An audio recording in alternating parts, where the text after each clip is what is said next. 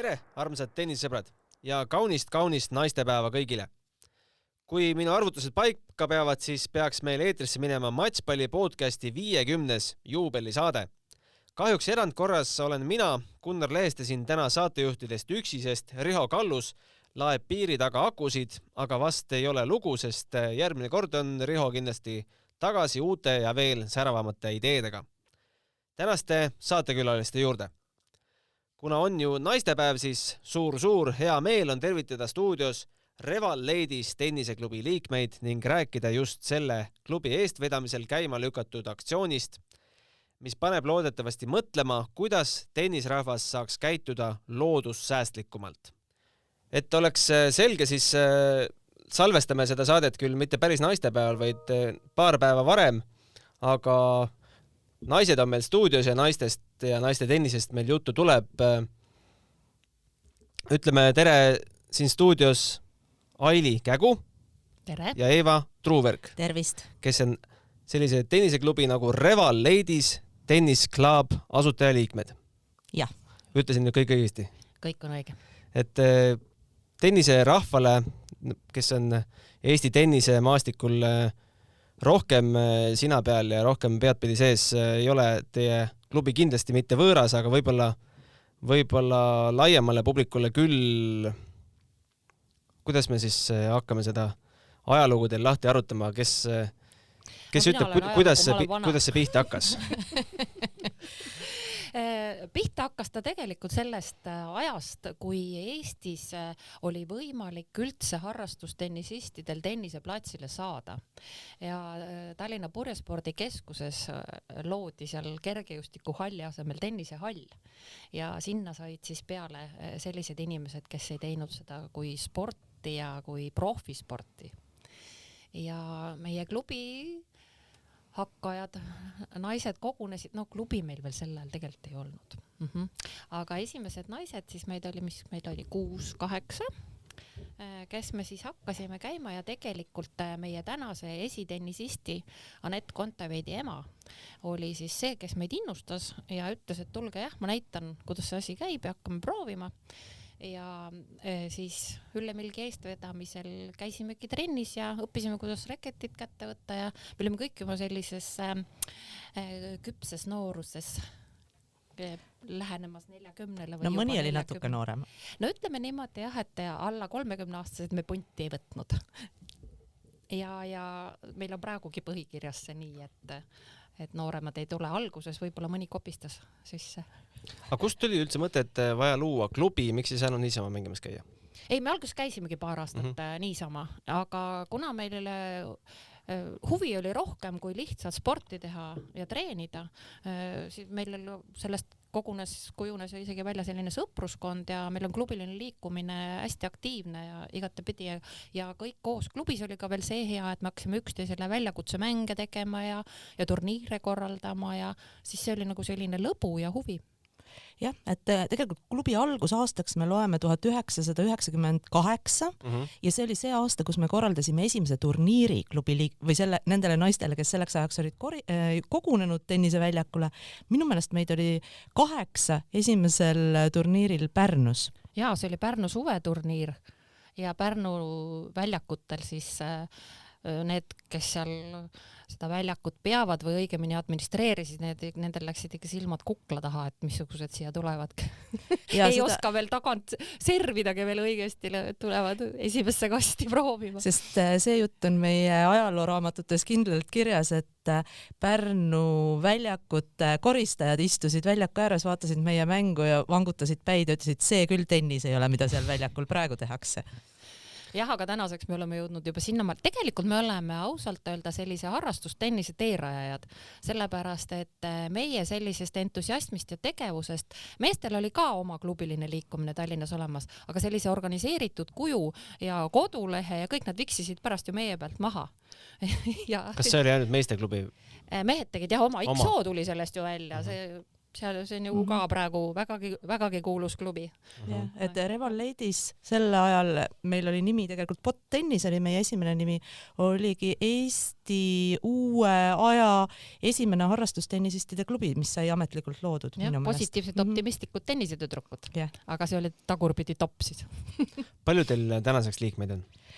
Tänaseks on meil 42 liiget ja meil on ka kaasliikmed ja mõned liikmed on veel katseajal, aga meil on läbi aegade olnud piirang peal, et on 40 liiget võimalik klubisse võtta, aga nüüd just eelmine aasta me tõstsime natukene seda piiri, nii et kusagil 40-50 ümber peaks see arv olema just seetõttu, et me üksteist tunneksime, me jõuaksime turniire korraldada ja hallata kogu seda tegevust. Et selleks, et sisuliselt, et uus liiga saaks tulla, peaks mõni vana vist ära kukkuma? Siiamaani oli küll tegelikult niimoodi, et peaks minema kaasliikmeks, sest meil on nii vigastuste tõttu kui muudel põhjustel on mõned inimesed aastate jooksul kaasliikmeks läinud, et jah, et niimoodi on olnud või siis on ka paar inimest on vist ka päris lahkunud klubist, et nende aegade jooksul, et siis saab jah juurde. Milline peab olema inimese taust, staatus või tennise tase, et teie klubisse pääseda? Tasemega ongi ta ei tohi olla kõrge tasemega. Et me ikkagi loeme ja rõhutame kogu aeg seda, et see on harrastustennisistid, et meil oleks omavahel lõbus ja ühelgi profil või see, kes on lapsena mänginud, meil on nagu põhikirjas ka see sees, et kes on lapsena nagu tennist harrastanud, see meie klubi liikmeks ei saa. No vähemalt praegu on see nii, sellepärast et ütleme, sel ajal, kui see klubi loodi, siis ütleme, mõnigi juba võib-olla kes oli oma aktiivse tennise nagu lõpetanud, mõtles, et võiks ka meie klubis tulla ja proovida, aga esiteks oleks tal seal ka igav olnud.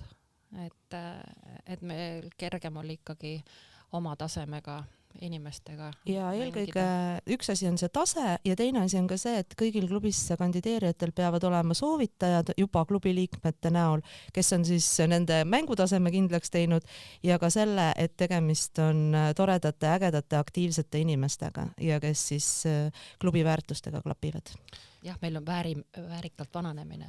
Kusjuures väärtused olid, ma isegi vaatasin need täpselt üle uuesti enne saatesse tulekut, et meil on 4 sellist toredat väärtuste rida, et võib-olla ma isegi siia enne ütlen selle ära, et Reval Ladies on selle poolest hästi huvitav tenniseklubi, vähemalt Eestis, et me oleme iga 5 aasta tagant uuendanud oma strateegiat, meil on strateegia arutelud, meil on strateegia uuringud, meil on strateegia punktid pandud paika tegevusse ja meil on visioon, missioon, väärtused kõik ilusasti kirjas, nii et selline väga, väga väärtuspõhine ja väga teadlikult juhitud tenniseklubi. Ja kuna meie klubisse kuulub veel ju üks, kes on ju tegelikult professionaalse coachinguga, siis on meil väga kerge ja hea selliseid asju ka teha.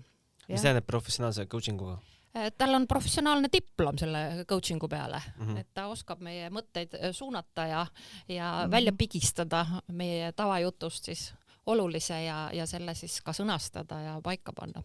Kuidas te seda seltskonda kirjeldaksite, kes teie liikmete hulgas on? Mis eluala inimesed nad üldjuhul on? No elualadest on küll seinast seina inimesi, et elualade koha pealt ei saagi võib-olla midagi niimoodi välja tuua, et oleks rohkem pangandustöötajaid või IT-töötajaid või koristajaid, et seda nagu mitte, aga nad kõik, ma arvan, et mis meid seob, ongi need samad väärtused ikkagi, et me oleme tegusad, aktiivsed ja me tahame päriselt ka panustada, et siin on pigem nagu niimoodi, et meil on iga aasta on uus president klubis ja praegu 42 liiget, siis meil peaks presidente jätkuma 48 aastaks ja see on päriselt ka niimoodi, et iga Reval Ladiese naine on võimeline olema president. Teie ise mõlemad olete presidendi ametit pidanud? Jah, Aili on Reval Ladies tenniseklubi president number 1, mina number 3.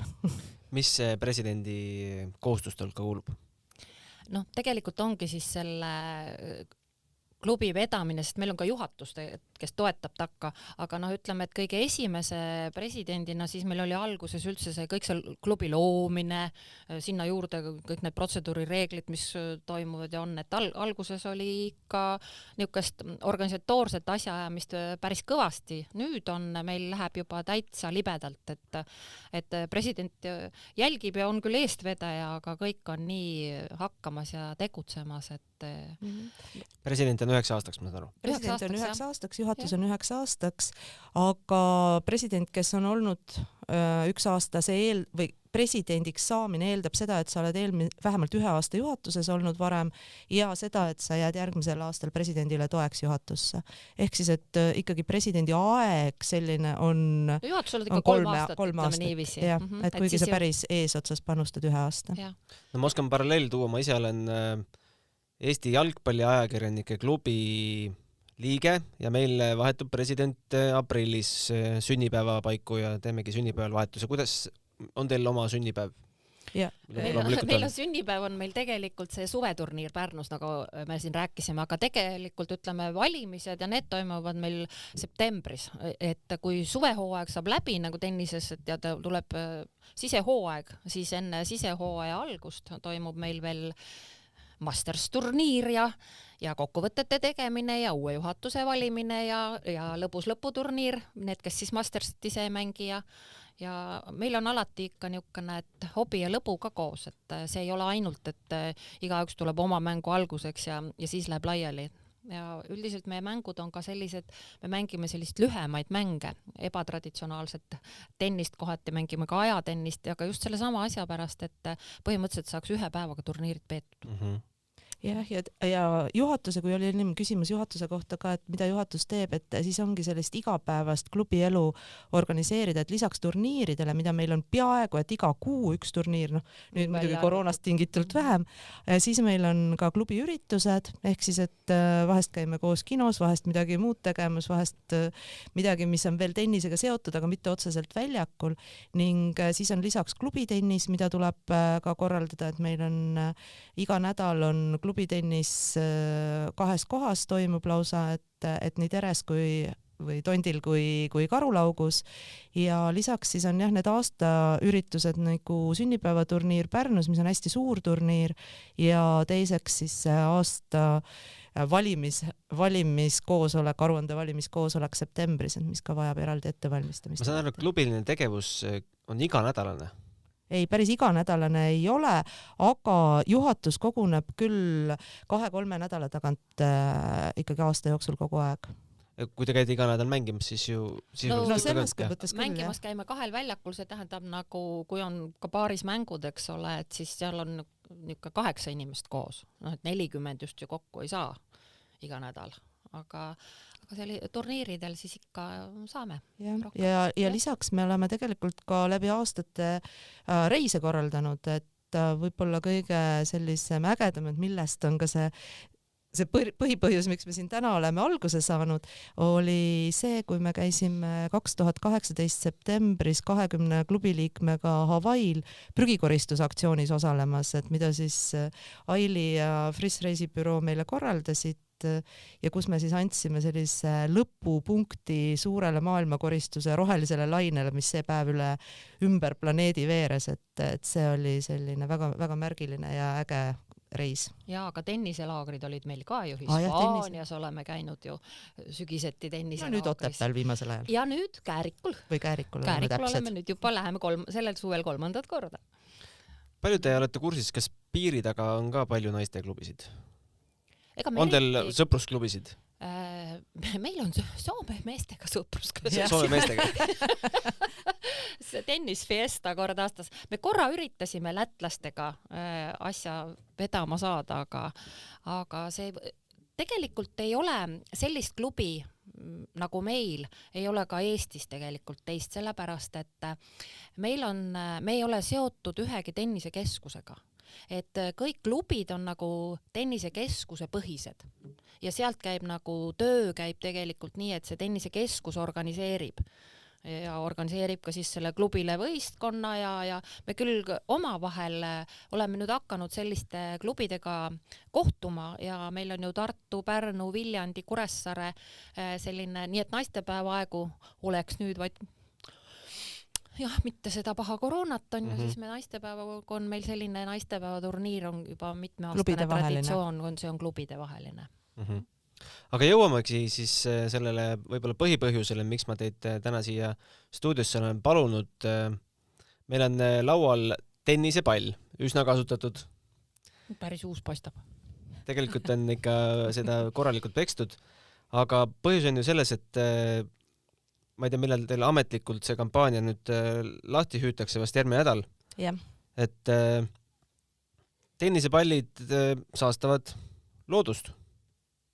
Jah, et see oli isegi mulle, kes ma olen aastaid keskkonnateemade infoväljas olnud, oli väga suur üllatus, et ma tegelen nii reostava ja saastava spordialaga. Et tuleb välja, et kui me jätame nüüd motospordialad kõrvale, siis tennis on reostavuselt 3. kohal golfi ja jalgpalli järel ja just pallide tõttu. Ehk siis tuleb välja, et maailmas toodetakse igal aastal ligikaudu 300 miljonit uut tennisepalli ja kui tennisepall näiteks satub loodusesse, siis ta laguneb seal 400 aastat. Ja üldjuhul mängitakse tennisepalliga 4-5 korda ühe palliga ja siis ta juba lähebki jäätmena ringlusest välja ja see ei ole tegelikult mõistlik, kui arvestada, kui palju ressurssi ka ühe tennisepalli loomiseks on kulutatud. Profid vahetavad ikka väga tihti. Ja ma ütlengi keskmiselt, et see põhjus on ju seal, et tennisepall on rõhu all, tennisepall kaotab lihtsalt oma mänguomadused. Et seda, ja probleem on ka selles, et tennisepalli on juba kümneid, kui mitte 100 aastat ühte ja samamoodi toodetud.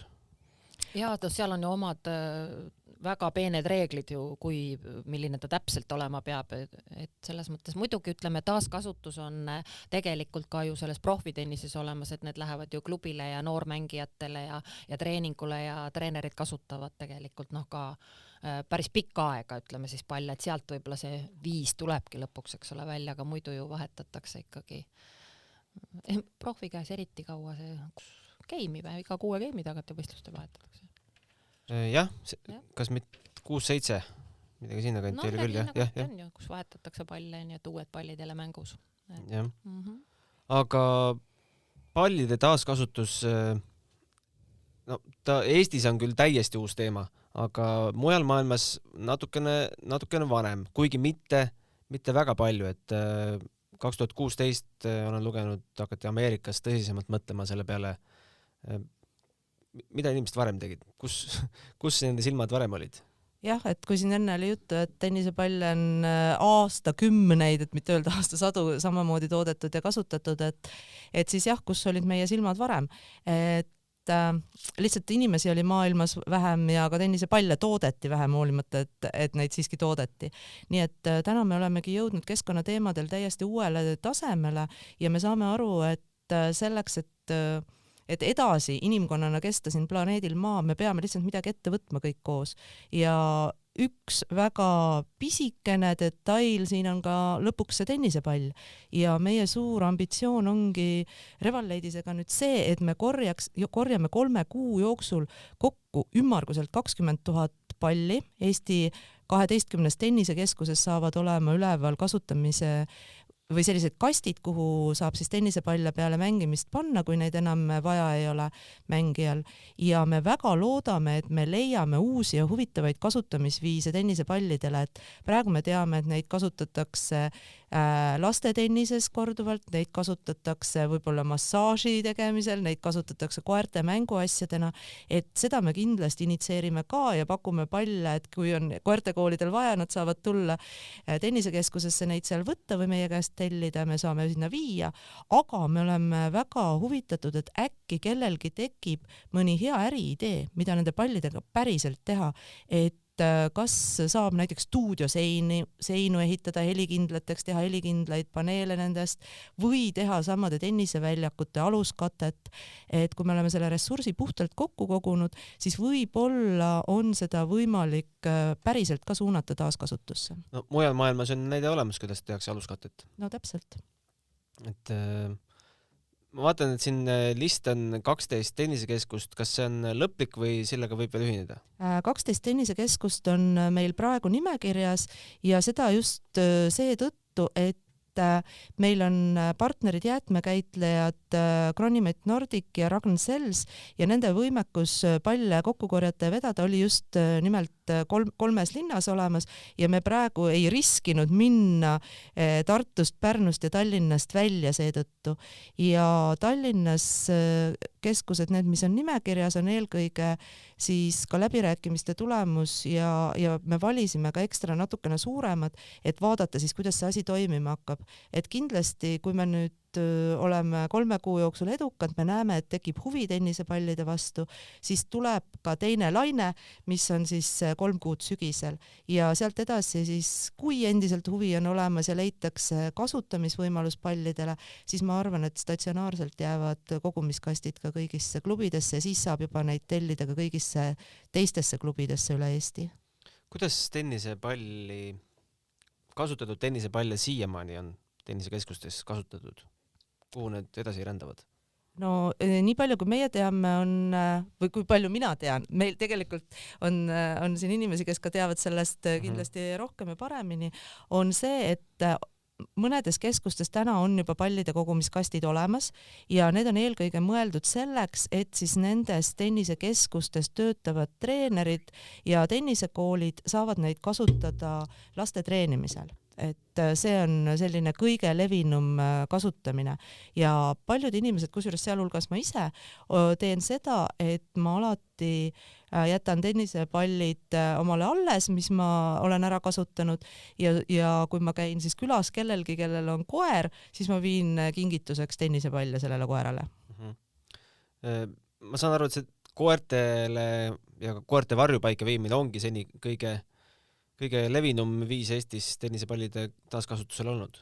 Mõnes mõttes küll jah, ja näiteks meil on ka praegu siin selle kampaania raames on meil koostööpartner Chihuahua sõprade liit, kus siis on ka trikikool, koerte trikikool olemas ja nemad on ekstra õppinud selgeks päris mitmed trikid tennisepallidega, nii et seda on ka päris huvitav vaadata ja võib-olla väiksemate koertega ei kulu need pallid nii kiiresti ära, et suurematel on võib-olla pallist on päevaks rõõmu, et siis on ribad järel, aga see on ka hea kasutamisviis, vähemalt on lõpuni kasutatud. Ma vahemärkusena küsin, kas see on koerale üldse ohutu?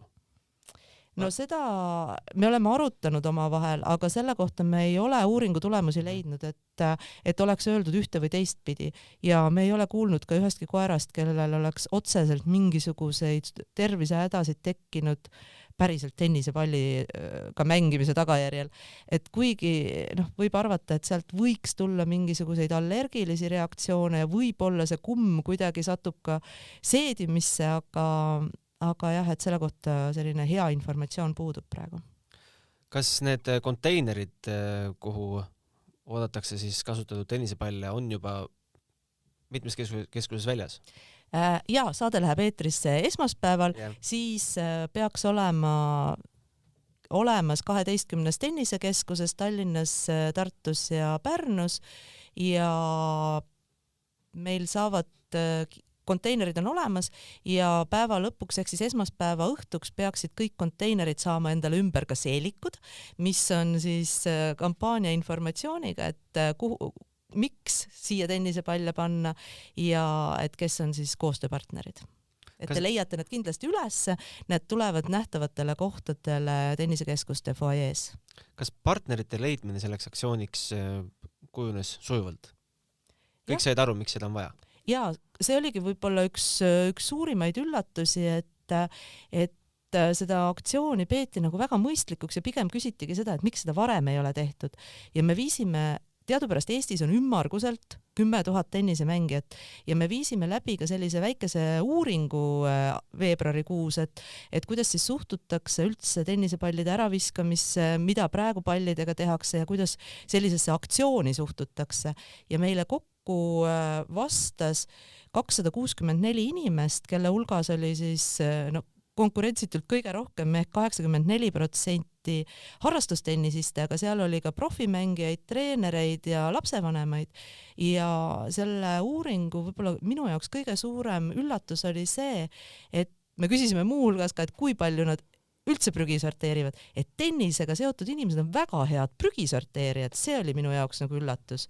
Ja teiseks, et ligikaudu pooled vastasid juba ka, või tegelikult vaatan täpse protsendi, 66% ütles, et nad juba täna teevad ka pallidega midagi.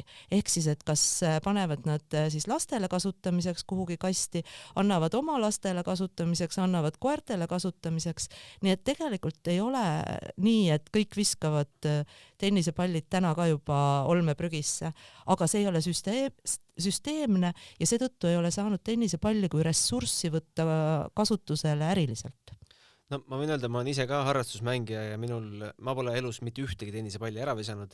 Mul on nad mööda elamist laiali, mööda auto pagasnikut laiali. Siis sa mängid küll vähe, kui see kõik on ära mahtunud. Ta siiamaani mahub. No.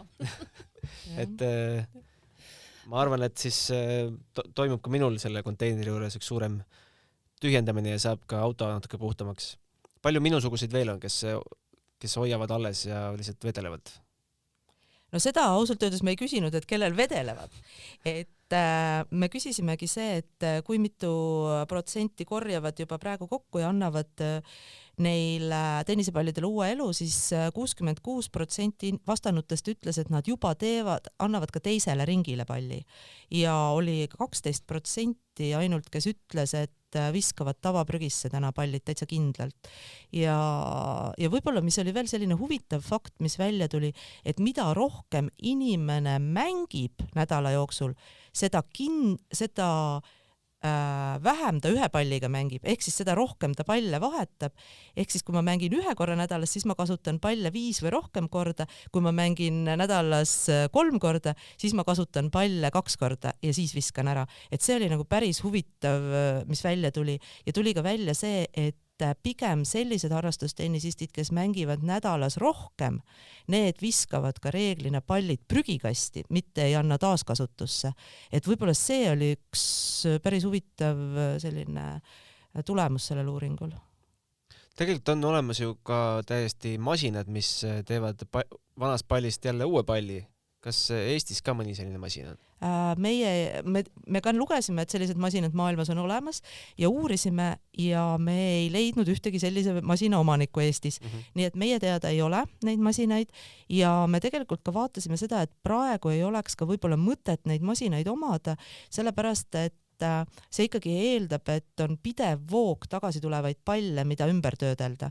Et kui nüüd see voog tekib, siis arvatavasti tekib ka mõni huviline, kes endale sellise masina soetab. See on täiesti tenniseliidule mõttekoht ja tenniseklubidele. Täpselt. Mis te ise teete kasutatud pallidega? Mina teengi seda, et hoian alles ja siis, kui lähen mõnele tuttavale külla, kellel on koer, siis viin kingituseks palle. Meil on oma niisugune kindel punt, kes korra nädalas mängib ja seal on ka koer. Seal läheb kogu aeg neid vaja. Me anname alati temale oma kasutatud pallid. Kas selles küsitluses tuli välja ka, kuidas profimängijad käituvad? Ma arvan, et seda saaks eraldi järele vaadata sealt, sest profimängijaid meil vastas 12 võistlussportlast kogu selle 264 vastaju sees oli 12 võistlussportlast, aga ma praegu eraldi peast ei oska öelda, et kuidas nende käitumine täpselt oli nüüd. No ma teen natukene reklaami Delfis oli selline matšpalli nimeline telesaade ka ja seal me siis jälgisime, kuidas Katriin Saar tegi tennisepallidest väga vahva Federeri kuju, tal oli šabloonid välja lõigatud siis täpselt sellised, et kuidas ta ühe või teise palli peab värvima. See kunstiteos minu teada on hetkel Tallinki tennisekeskuses klaasi taga, aga olete te ise ka kursis, kas selliseid kunstiteoseid on veel tehtud? Jaa, maailmas on tehtud, aga Eestis meie teada rohkem ei ole, mis muidugi ei tähenda, et ei ole tehtud, aga me oleme juba võtnud ühendust ka kunstiülikooliga või kunstiakadeemiaga ja pakkunud neile seda võimalust, et meil tekib nüüd sel kevadel ja järgmisel sügisel päris palju palle, et tudengitega oleks võimalik neid kasutada ja teha kas siis kunstiteoseid selliseid, mida saab seinale panna või ka täiesti selliseid praktilisi asju nagu mööbel näiteks.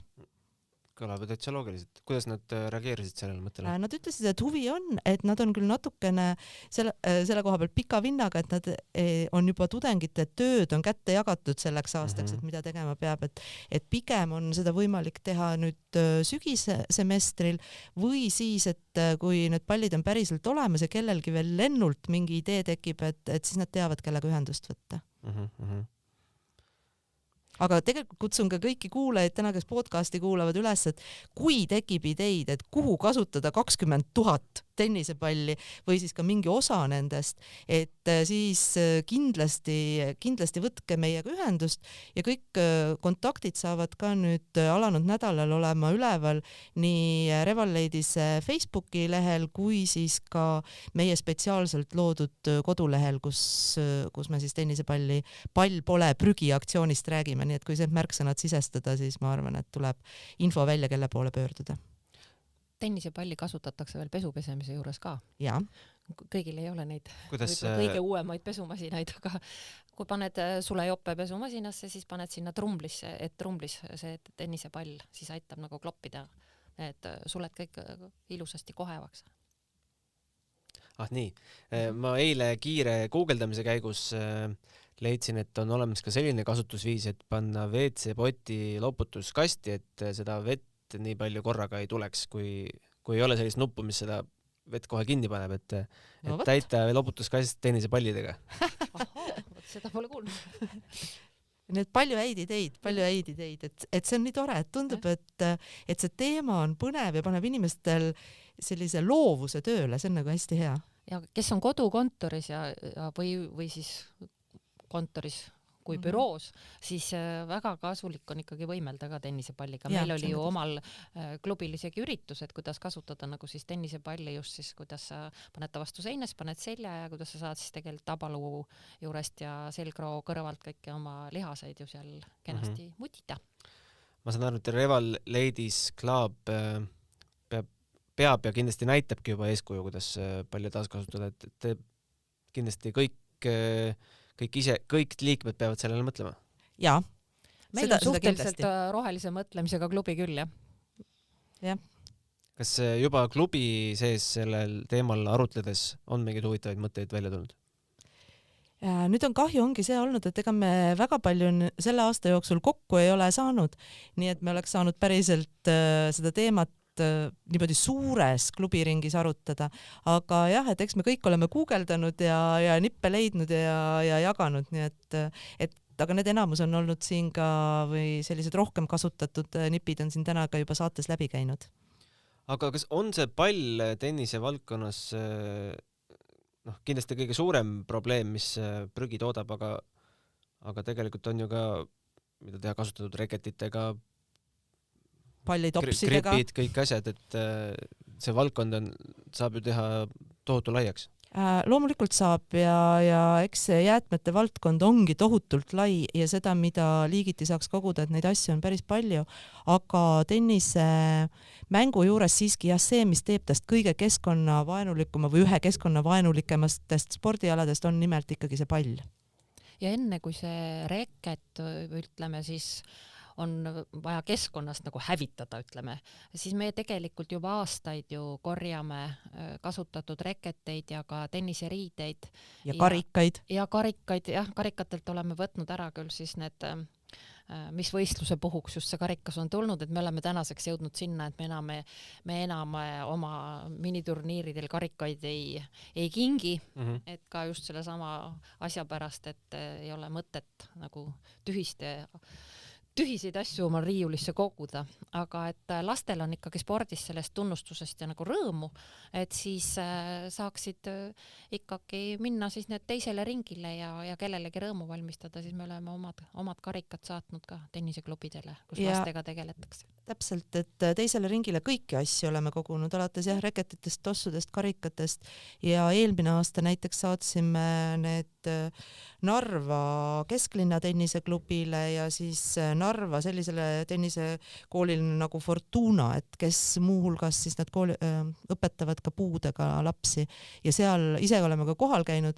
ja see on väga-väga selline meeleolukas ja kui palju rõõmu võib sellisest ka mõnes mõttes kasutatud asjade viimisest olla teistele inimestele, et kindlasti soovitaks seda kõigil teha, kellel asju üle jääb.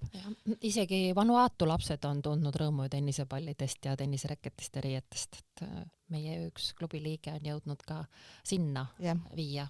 Aasta aega küll vedas laevas, aga kohale läks. Rääkides veel klubist, siis kas palju te korraldate näiteks ühisvaatamisi, meil ju tipud mängivad tänagi, kui eetrisse läheb esmaspäeval 2 tippu, eeldusel, et Kaia homme võidab ka oma, no ütleme siis välja, me salvestame seda saadet laupäeval, et Kaia võidab ka oma Dubai turniiri kvalifikatsiooni, et siis Eesti naiste tennis eriti elab ju suurepärast elu viimased 10-20 aastat. Käite koos vaatamas ka? Naiste tennis elab suurepäraselt elu viimased 20 aastat, sellega me oleme täitsa nõus, et igal tasemel elab suurepärast elu. Aga me käime vaatamas, et me selliseid ühisvaatamisi oleme pigem korraldanud isegi reiside käigus, et me oleme käinud turniiridele kaasa elamas, aga seda, et igaüks kodus vaatab oma televiisorist ja pärast muljeid jagab, et meil on oma WhatsAppi grupp, et me ikka rõõmustame seal kogu aeg kõik koos selle üle, mis toimub. Aga kui ei ole põhjust rõõmustamiseks, siis kurvastate kõik koos. Siis lohutame, soovime edu. Ega siis elu jää selle ühe kaotuse pärast seisma. Loomulikult paratamatu osa ju tennises. Absoluutselt. Ja. Aga selge. Ma tänan teid sellest aktsioonist rääkimast ja ma väga-väga loodan, et see asi läheb Eestis käima. Kuidas teil endal sisetunne on? Kas läheb? No sisetunne on optimistlik, positiivne ja tõsiselt loodame, et võib-olla natukene see koroona teema on siin küsimärgi tekitanud, et kui palju täna saab tennist mängida. Ehk siis, et kui tennist mängida ei saa, väljakule ei lubata, siis ei ole keegi ei raiska ka palle. Ja see on mõnes mõttes isegi hea muidugi, aga siis võib-olla meie üldiselt tennisekeskustel on see ikka väga halb. Tennisekeskustel on väga halb ja võib-olla me siis oma seda suurt eesmärki ei täida, aga me ei kurvasta selle üle, me saame rääkida. Täpselt, ja me saame rääkida sellest teemast ikka ja kedagi ja millalgi kindlasti ka keskustesse lubatakse ja seal on juba konteinerid siis ootamas. Aga selge, aitäh tulemast. Aitäh. Kena naistepäeva jätku. Aitäh, läheb tarvis.